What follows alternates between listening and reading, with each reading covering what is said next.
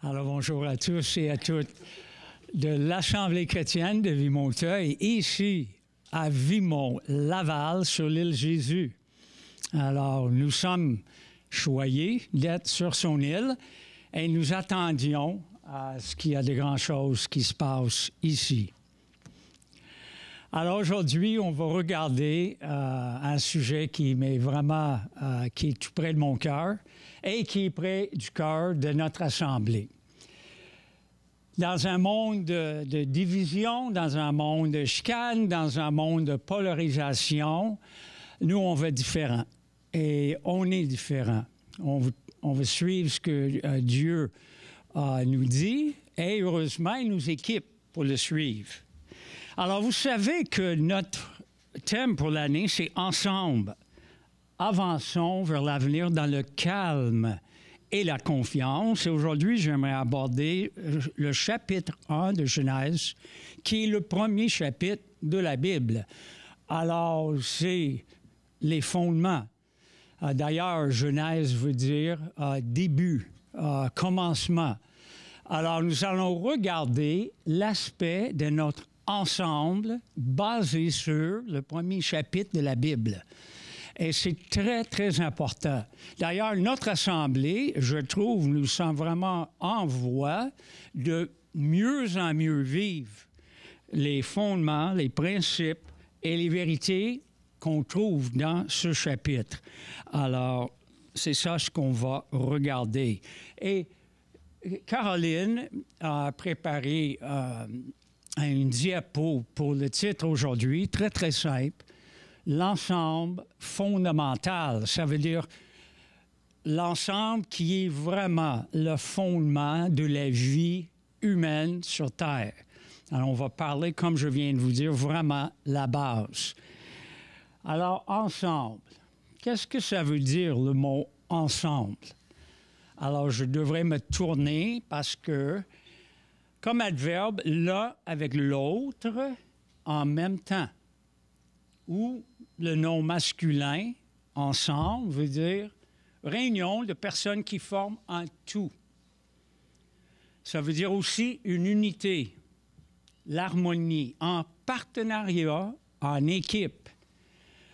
Alors, les antonymes, l'opposé de ces mots-là, c'est des choses comme division. Un ensemble n'est pas divisé. Un ensemble est uni. Division, séparation, éloignement. Alors voilà les mots contraires à ce qu'on va regarder aujourd'hui. Et l'ensemble que je vous propose est l'ensemble fondamental de notre monde. Alors, ce qu'on voit, c'est dans notre monde, l'ensemble de base, c'est la relation entre le Dieu trinitaire, l'homme et la femme. Nous faisons un ensemble. Voici l'ensemble primordial établi par Dieu lui-même. Et on va découvrir combien, surtout dans notre monde déchu, divisé, polarisé, combien il faut embrasser et vivre cet ensemble-là. On va le voir aujourd'hui. Avant tout, dans l'Église. Et au début, je vous disais que nous, on est un peu différents que beaucoup d'églises évangéliques, parce que chez nous, cet ensemble, je pense, est bien vécu. Le fait que l'homme et la femme travaillent à tous les niveaux ensemble dans cette Église. Alors, Genèse 1, 26 à 28. Faisons les êtres humains à notre image et qui nous ressemblent vraiment, qui soient maîtres des poissons dans la mer, des oiseaux dans le ciel, des animaux domestiques et de toutes les petites bêtes qui se déplacent sur le sol. Alors Dieu crée les humains à son image. Ils sont vraiment à l'image de Dieu. Il les crée hommes et femmes.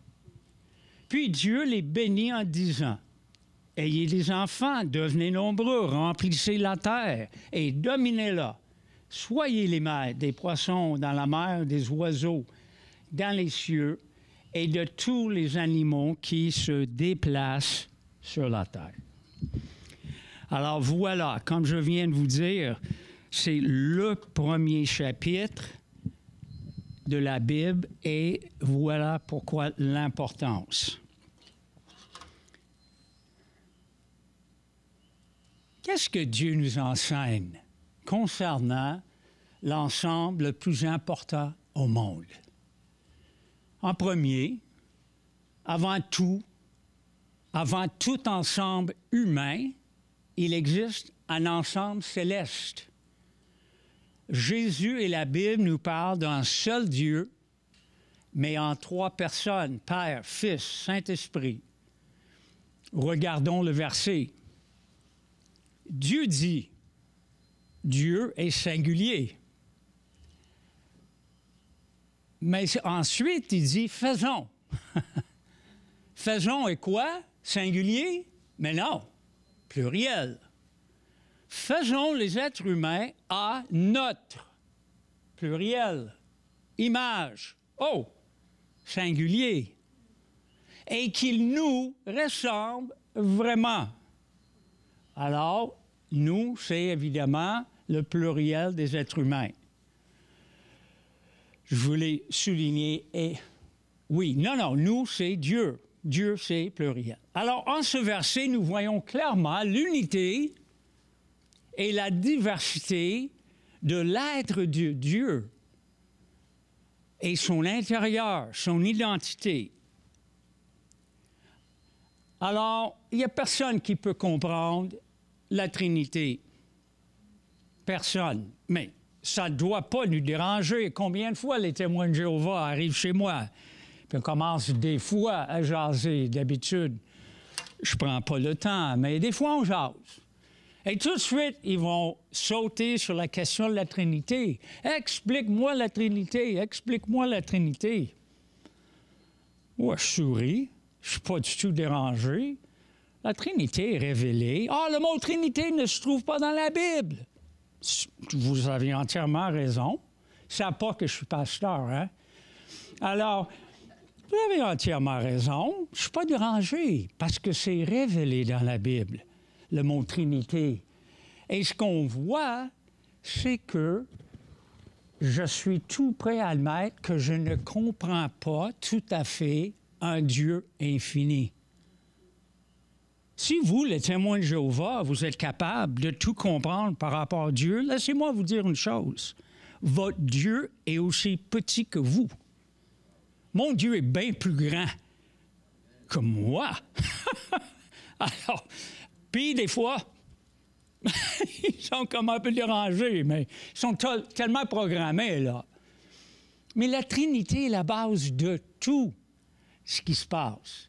Dieu, alors, est Père, Dieu est Fils, Dieu est Saint-Esprit, le Père n'est pas le Fils n'est pas le Père.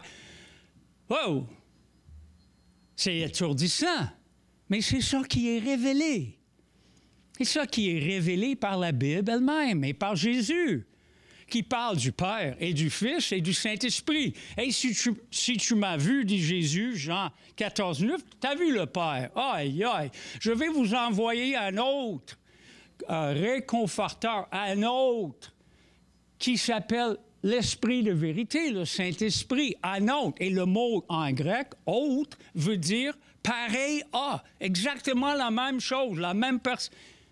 Alors, Jésus part, mais il nous envoie le Saint-Esprit. Un autre qui va faire les mêmes choses que moi j'ai fait pendant que je marchais physiquement sur la terre. Alors, anyway, j'ai pas le temps, on n'a pas le temps, mais c'est la réalité.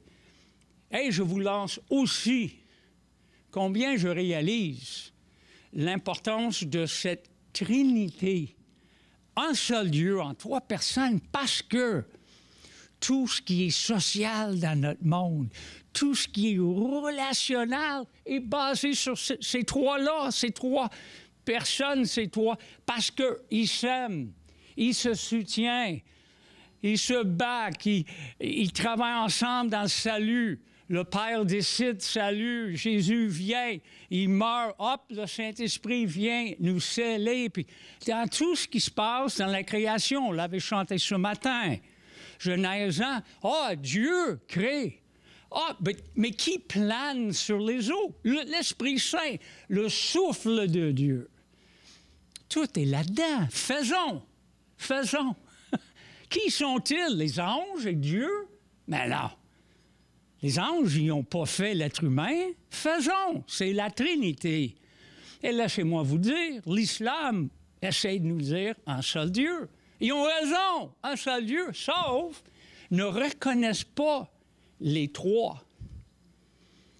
Alors, on va voir bientôt vraiment une des preuves que Dieu est trinitaire. Alors, Jésus dit la même affaire. Il est ressuscité, il dit à ses disciples, « Toute autorité m'a été donnée dans le ciel et sur la terre. » Quoi? Dieu a toute autorité. Jésus dit, « J'ai toute autorité. » Pourquoi? Parce qu'il est Dieu. Il est ressuscité, il est l'homme-Dieu, le Dieu-homme. Et il dit, allez donc auprès des gens, de tous les peuples, faites d'eux mes disciples, baptisez-les, A-U-X, N-O-M-S, au nom de ces trois êtres différents? Non. Trois dieux? Non. Au nom singulier. Mais Dieu Père, Dieu, Fils et Saint-Esprit. En tout cas, qu'est-ce que Dieu nous enseigne? Alors, concernant l'ensemble humain le plus important dans le monde, Dieu crée les humains. Les humains à son image. Ils sont vraiment à l'image de Dieu. Il les crée hommes et femmes. Dieu existe éternellement dans un ensemble céleste. C'est parfait. C'est harmonieux. Tout ce qu'ils font ensemble. Il n'y a pas de division, pas de polarisation. Mais ce Dieu qui vit éternellement ensemble crée les êtres humains pluriels à son image, singulier. Dieu crée un ensemble qui lui ressemble. Hey, c'est cute, ça. Dieu crée un ensemble qui lui ressemble en faisant l'homme et la femme. Alors, avant que Jésus s'incarne et avant que l'Église soit née, cet ensemble de Dieu, de l'homme et la femme manifeste le portrait le plus complet de Dieu dans notre monde. C'est comme tellement évident. L'homme et la femme ensemble. Et je sais que ça commence avec un couple, mais moi, je suis convaincu que ça part de les hommes et les femmes ensemble. Parce que, comme la Trinité, c'est tellement une belle page, là, qui est à la maison. Mais il y en a tellement... je vais essayer, là. Ça reflète la Trinité. Les personnes de la Trinité sont égales l'une à l'autre. Et ils travaillent toujours parfaitement en harmonie, en synchronisation parfaite. Alors, quand Dieu crée l'homme et la femme, on a la même essence. L'essence qui est l'image de Dieu et l'essence humaine. On l'a tous les deux. Est-ce que l'homme est plus être humain que la femme ou est-ce que la femme est... Mais non! On a la même essence, nous avons une égalité et ce que Dieu veut, c'est ce qu'on se complète dans les fonctions, dans les tâches, dans cette vie d'une façon de plus en plus parfaite, mature. C'est ça ce qu'il veut. Comme d'ailleurs, la Trinité, le Père n'est pas le Fils, Le Père fait autre chose, le Fils fait autre chose. Ce n'est pas le Père qui est venu mourir sur la croix. Oui, Jésus était habité, mais vous me comprenez. Ce n'est pas Jésus, après la résurrection et son ascension, qui est venu nous habiter. Le plus correct, c'est de dire, le Saint-Esprit nous habite. Oui, je connais Apocalypse. Toc, toc, toc, à la porte, ouvre ta vie à moi, c'est Jésus qui nous parle. Mais c'est probablement le plus correct de dire, le Saint-Esprit a cette job-là, venir nous habiter, puis... Il y a même un verset en Jean qui dit que nous sommes habités par la Trinité. Jésus en parle dans Jean 14, autour de 23, je pense. Anyway. Est-ce qu'il y avait autre chose dans les notes? Mais cette idée que l'homme et la femme la femme et l'homme, comment ils reflètent, et juste par notre genre et notre identité et notre équipe, nous reflétons la Trinité. C'est puissant. Et quand nous sommes ensemble, quand nous sommes bien ensemble, quand nous travaillons en équipe, quand nous servons en partenariat, wow! Attachons notre tuque. Ça va avancer. Ensemble, nous avançons. Alors, basé sur l'ensemble céleste, Dieu crée un ensemble terrestre. Lui, l'homme et la femme. Et puis le couple crée un enfant. Une unité humaine à trois qui nous rappelle quoi? La Trinité. Même essence. Vos enfants, ils ont le même essence que vous autres.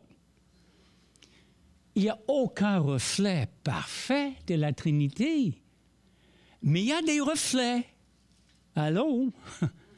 Et la famille est un des reflets. L'Église aussi est un reflet de ce que Dieu est, dans nos diversités, mais dans notre unité. C'est ça ce que je viens de vous dire. C'est comme la Trinité est manifestée de tellement de façons différentes que ces façons-là prouvent la réalité aussi de la Trinité. Et qu'est-ce que le Dieu trinitaire confie à l'homme et à la femme? Dieu bénit l'homme et la femme, ayez les enfants, devenez nombreux et remplissez la terre. Et par ce commandement à l'homme et à la femme, Dieu donne sa faveur à l'homme et la femme.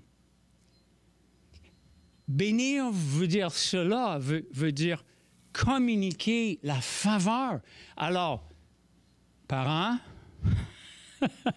des fois, il faut dire qu'on pense que nos enfants, là, ça nous stresse, OK? Et on ne les voit pas nécessairement tout le temps comme une bénédiction. Mais Dieu nous dit, c'est une bénédiction. C'est une bénédiction. Il nous donne sa faveur et il est avec nous dans ce processus. Et Dieu lui-même s'engage alors à rester intimement impliqué dans la vie de l'ensemble de l'homme et la femme, dans l'ensemble des hommes et des femmes. Et quel est le but de ce premier mandat divin à cet ensemble nouvellement créé? C'est comme Dieu est en train de nous dire, faites reproduire mon image divine dans la terre entière. C'est ça ce qu'il dit. Je fais de vous deux êtres qui reflètent mon image. Maintenant, allez, remplissez la terre. De quoi? De mon image. C'est ça ce qu'il veut. C'est ça ce qu'il voulait. Que la terre soit remplie de sa gloire, de son amour, de toutes ses perfections à travers nous. Nous. l'être humain. Wow! Dieu veut que son caractère et sa vie remplissent la terre à travers la croissance de la race humaine. Et ainsi, l'amour et la gloire seront de plus en plus révélés. Ça, c'est la première bénédiction. Et il nous promet, je suis avec vous là-dedans. Alors, la famille, le couple, la croissance de la race humaine n'est pas une idée humaine. C'est une idée de Dieu. Mais au fond, c'est sûr, quand ça a été donné, on ne vivait pas le péché. On allait reproduire de super bons enfants et petits-enfants. Puis... eh bien. Alors, le deuxième mandat, Dieu bénit, encore une bénédiction, hein? Soyez les maîtres des poissons de la mer, des oiseaux dans les cieux et de tous les animaux qui se déplacent sur la terre. Alors, première image vise le mandat de remplir la terre avec la présence de Dieu. Le deuxième mandat, Dieu confie à l'homme et à la femme, est le droit et la responsabilité de gouverner la terre et de veiller sur tout ce qui vit sur notre planète. Alors, écoutons, est-ce que ça dit que Dieu a confié à l'homme seulement la gouvernance de quoi? Est-ce qu'il a confié à la femme seulement? Il a confié à l'équipe. Comment? C'est clair. Dès le début. Alors pour moi, je vous dis que tous les versets de la Bible qui parlent de l'homme et la femme, les hommes et les femmes, cela, ces deux versets-là priment et couvrent et doivent interpréter les autres versets. Alors, viens pas me voir, hey, mais ce verset en Corinthiens, oh, ce verset dans 1 Timothée 2, oh, montre-moi que tu commences au début avec la vision parfaite de Dieu, avec ses plans clairs. Et si nous sommes responsabilités pour gouverner la terre ensemble, est-ce qu'il y a quelque chose où on n'est pas fait? On n'est pas fait pour être en politique ensemble, diriger notre famille ensemble, être aux écoles ensemble, être dans les hôpitaux. Ah, dans l'Église. Est-ce qu'on n'est pas fait ensemble pour faire tout ensemble dans l'Église? Alors oui, on va aller chercher un Timothée 2, je vous assure, dans 2 semaines. Mais ça commence ici, là. Et si on ne peut pas renier ces versets-là, en Timothée 2, prennent une position inférieure dans l'interprétation de l'homme et la femme. Est-ce que c'est juste moi qui le fais? Jésus fait ça aussi. Dans le désert, le diable, venir le voir, il lance un verset de Psaume 91. Oh, c'est la parole de Dieu! Oui, puis Jésus dit, oui, mais il y a un verset qui prime ce que tu me dis. Il ne faut pas éprouver ton Dieu. Il ne faut pas tester Dieu. Je ne vais pas me lancer dans le vide. Qu'est-ce que ça nous démontre? Ça nous démontre que les chrétiens les plus matures savent trier les versets, savent trier les principes bibliques, savent appliquer. Et pourquoi appliquer des versets? Encore une fois, je ne condamne pas les autres, mais moi, je vous dis, moi, je suis vendu à ces versets-là. OK? Est-ce que je les représente parfaitement? Non. Non. Mais je vise cette équipe-là. Ça, c'est une équipe de puissance. Ça, c'est une équipe de... Je cherche le mot. Il y a une expression en français. Une équipe de tonnerre, comme Jean et Jacques. Oh, quel beau couple, hein? On aimerait tous avoir l'air de ça, là, tout le temps. Juste en harmonie, ça va bien. Regardez, hey, est-ce qu'ils sont en train de parler de finances? Probablement, parce que les finances, ça ne dérange jamais les couples. C'est facile. Oh, oh boy! Et l'important, c'est pas notre compréhension avant tout de ces versets. L'important, c'est qu'est-ce que Dieu dit de son plan à lui. Qu'est-ce que Dieu dit de ce qu'il fait? Alors, on va voir. Dieu lui-même nous révèle son optique sur sa création. Dans les versets 4, 10, 12, 18, 21, 25, alors 6 fois, Dieu voit que sa création est quoi? Une bonne chose. C'est fort. Mais ça devient plus fort.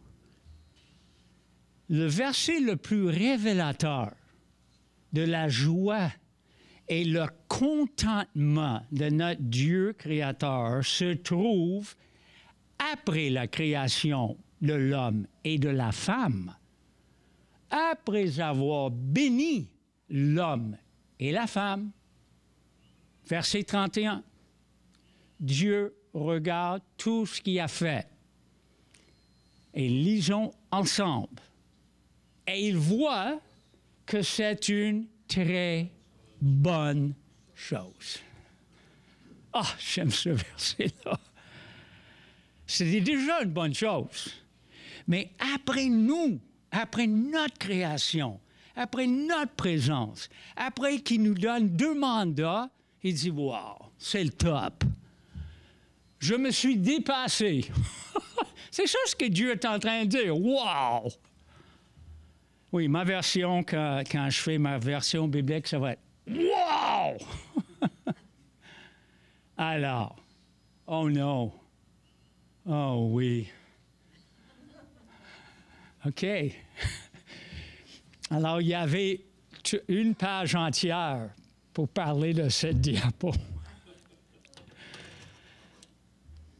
Je me souviens, ça commence avec « Chers hommes et femmes, chers chrétiens et chrétiennes. » OK? Ça a commencé avec ça. Et après, c'était quelque chose comme « Soyons. Soyons. »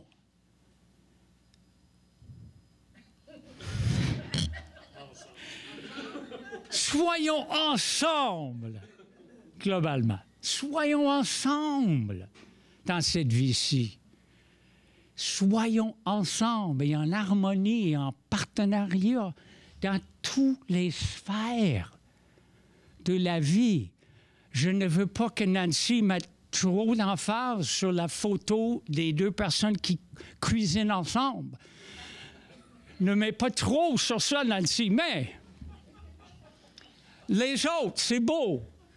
Hommes et femmes à l'Église, hommes et femmes au Parlement. Excuse-moi, je ne suis pas en train de prôner le CAQ, mais juste vous dire, je suis en train non plus de le dénigrer. Hommes et femmes, et chapeau au CAQ, je vois hommes et femmes chez les caquistes. Hommes et femmes au travail, hommes et femmes, come on! Ah oui, mais il y a des dangers. Oui, il y a des dangers. Oui, il y a des dangers. Oui, parce que le businessman va quitter sa femme pour... Ça, c'est le péché. C'est pas le plan originel, là. Mais si nous sommes remplis de la Trinité, ça va nous aider à éviter les pièges de l'homme et la femme qui se côtoient souvent. Dans bien des cultures, là, ils essaient de régler ça comment? Femme où? Comment? Femme où, là? Femme à la maison, femme à la cuisine, femme dans les 4 murs Je parle de l'extrême. Est-ce que c'est ça que Dieu veut? Je pense pas. Toutes les études de vision mondiale démontrent clairement, c'est malheureux les hommes, c'est pas bon pour la fête des pères. Toutes les études démontrent clairement, si Vision mondiale donne de l'argent à l'homme, le père de la famille, il le garde pour lui. Ça passe même pas à madame, aux enfants. Sérieux, là. Mais s'il donne l'argent aux femmes, aux mamans, devinez qui est béni? Tout le village. C'est pas bon, les gars. Pas bon. C'est pas bon être pécheur puis être égoïste, hein? Il faut que ça change. Voilà la raison, on a besoin de femmes et hommes ensemble. Ensemble. Ensemble. Partout. Un peu comme Dieu. Il y a une personne ici qui s'appelle JP. Une des choses, la seule chose d'ailleurs qui se souvient du catéchèse, où est Dieu? Dieu est partout. Mais l'homme et la femme doivent être où? Partout. Partout. Et voilà.